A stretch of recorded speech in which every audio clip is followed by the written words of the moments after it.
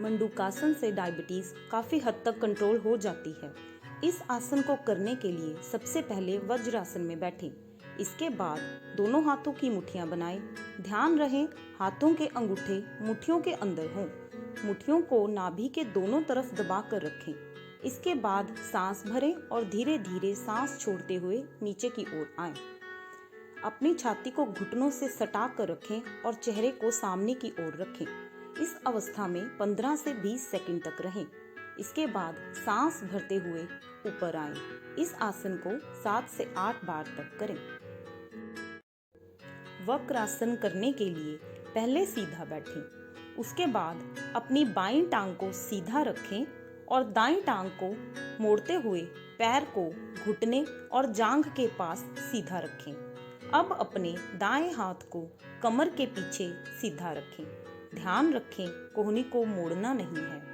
अब सांस छोड़ते हुए बाएं हाथ को दाएं टांग के ऊपर से लाते हुए दाएं पैर के पास रखें और गर्दन को पीछे की तरफ मोड़ें। इस अवस्था में 8 से 10 सेकंड तक रहें। फिर सांस को लेते हुए वापस आ जाएं। ऐसा ही दूसरी टांग के साथ करें। इस क्रिया को 5 से 6 बार तक करें।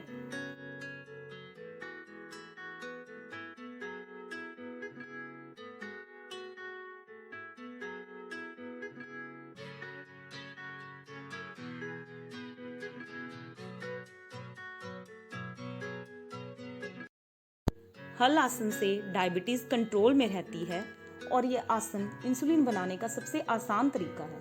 पहले सीधे लेट जाएं, अपने हाथों को कमर का सहारा देते हुए टांगों को उठाएं और सिर के ऊपर से ले जाते हुए पैरों को जमीन पर लगाएं।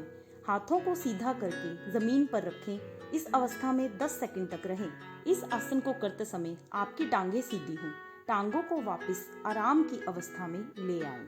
सेतुबंद आसन डायबिटीज का अचूक इलाज है। इसको करने के लिए सीधे लेट जाएं, अपने घुटनों को मोड़ते हुए पैरों को सीधा रखें। दोनों हथेलियों को नीचे की ओर जमीन पर रखकर हाथों को सीधा रखें। सांस अंदर भरते हुए कमर के निचले हिस्से को ऊपर उठाएं। इस स्थिति में 10 से 15 सेकंड तक रहें और सांस छोड़ते हुए वापस उसी अवस्था में आ जाएं। इस आसन को 5 से 6 बार तक करें। भुजंगासन के लिए सबसे पहले उल्टे लेट जाइए। अपने पैरों को साथ जोड़कर रखें और दोनों हाथों को छाती के पास रखकर सांस अंदर भरते हुए कमर तक के हिस्से को ऊपर उठाइए। इस अवस्था में 8 से 10 सेकंड तक रहें। फिर धीरे धीरे सांस छोड़ते हुए नीचे पहले वाली स्थिति में आ जाइए। इस आसन को 5 से 6 बार अवश्य करें। जिन लोगों को पीठ या रीढ़ की हड्डी की समस्या हो वो लोग ये आसन करने से बचें।